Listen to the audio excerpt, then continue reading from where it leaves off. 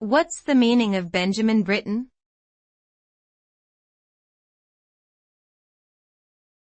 Benjamin Britten.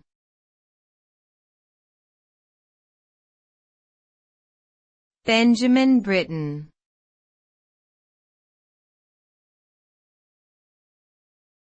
Benjamin Britten.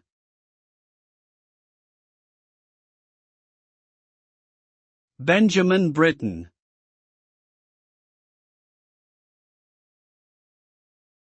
Benjamin Britten was an English composer, pianist, and conductor who gained worldwide acclaim for his musical compositions, particularly his operas. Born in 1913, he began composing at a young age and went on to become one of the most significant British composers of the 20th century. He is best known for works such as Peter Grimes, The Rape of Lucretia, and War Requiem.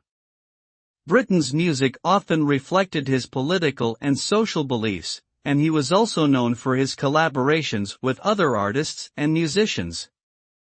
His legacy continues to influence modern classical music and inspire artists around the world.